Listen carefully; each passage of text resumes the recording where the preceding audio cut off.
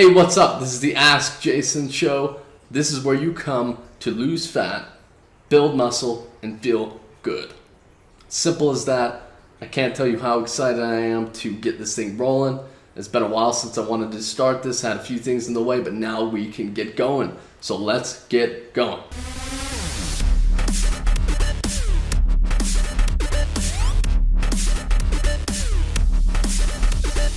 Alright, so first question.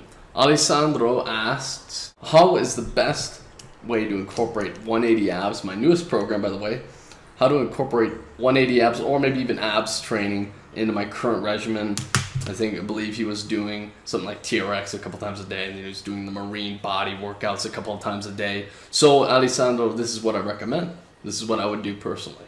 You see a lot of ab routines done traditionally, after your workout. There's no real, I don't know who first came up with that, and I don't know who's telling everybody or who started telling everybody that they could train abs every day.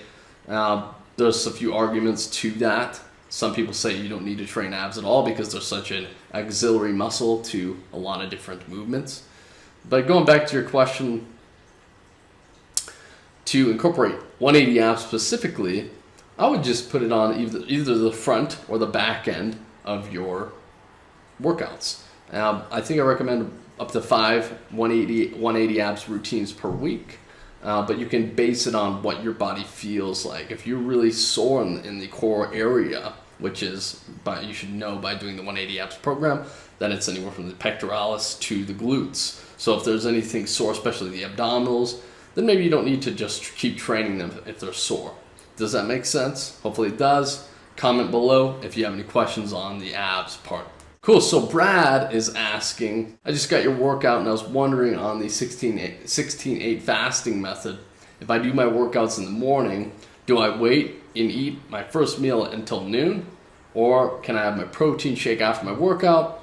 He's pretty much asking how is that supposed to look in relation to your workouts, and if you're doing the fasting that I talk about so much in my programs now. This is what I recommend. So I had actually a couple of emails today or this week about fasting, and I always get several a week, but this is what I recommend. If you have 3 days out of the week where there's maybe one day, Monday, Wednesday, Friday, you have this schedule and you're doing your workouts in the afternoon or let's just say at around noon, but then Tuesday, Thursday, maybe Saturday, you're doing early morning workouts.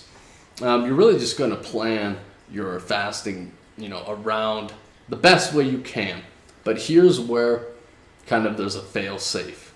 Okay, so Brad looks like he was doing his workouts in the morning. I recommend fueling or eating food as close to the back of your workout as possible. So not waiting. What waiting does is essentially if you do a hard workout and if you don't replenish your body with the amino acids and the proteins, the carbohydrates that you need, the fatty acids even, you can start tearing down your own tissue and using your current proteins and amino acids as fuel. So you're just kind of breaking your system down. So the quicker you can replenish those nutrients, the better. As far as fasting, not every day is going to be the same for most people. Some people it is. I'm lucky. I've kind of shaped my lifestyle around my fasting, but most people can't do that, or they find a reason why they can't do it. No matter what, use the free veggie principle. Let's say you start at like 7 a.m., 8 a.m. right after your workout, Coach Bosch, and that means you're going to end at about 1 or 2 around there, give or take. So what happens after like 1 or 2 when you can't eat anymore? Well, just implement the free veggie rule, or the free vegetable rule as best as you can. So all that means is you can eat things like cauliflower, broccoli, spinach, anything in that family. Of course, no added sugar or that type of thing. But you can have as much of those low minute calorie containing foods, high nutrient dense foods, outside of your window. So if that makes sense, implement it. If you have any questions, you know what to do. Ask below. Cool, so Takesha is asking, She's like, Jason, how do I'm going through a hard time right now in my life. I've got it's so busy. I've got a lot of stress. And I hear diet is upwards of 70% of your entire program as far as fitness, and kind of as 70% of how you look. Well, it's almost about, I say 80%. So that's actually more, of course. But I believe it's true because I see more changes based on how I'm eating versus how I'm working out. You kind of, they feed off each other, fitness 20%, nutrition 80%. So you can't really take one out of the picture, out of the formula. They're both very important. But as far as nutrition, how do we burn fat, eat to burn fat on a shoestring budget? That was really what Takesha was getting at. And so what I recommend, and keep in mind, I'm not so far removed from that, college budget, college student budget where I had to, I had a few bucks a week to try to eat as healthy as I could, trying to get as much food at that point in time, stuff that wasn't going to make me sick, right? And so I have an awesome resource for this. If you were going to comment below, bring it up, I'll send it to you, or we can email back and forth, and I'll share it with you. It's the no time, no cook, or no cook, no time, no excuse meal plan.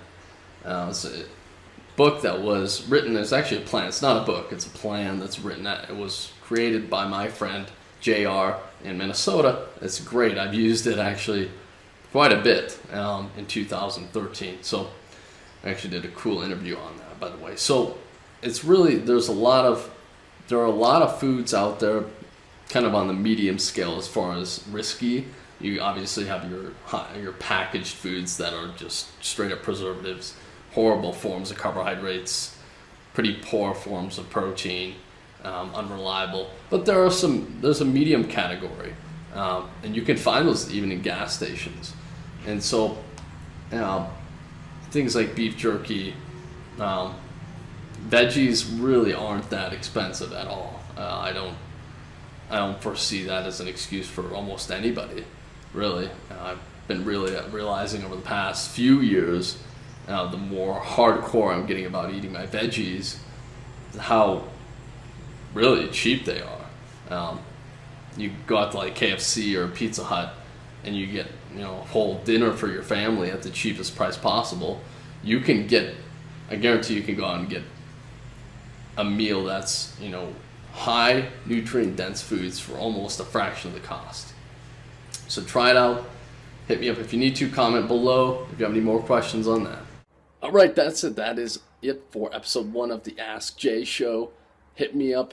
Oh yeah, wait, don't forget. Subscribe here. Subscribe. Don't forget to. And comment below. Tell me what your name is. Just one liner. I don't care. Just please do it. And we'll talk to you guys soon.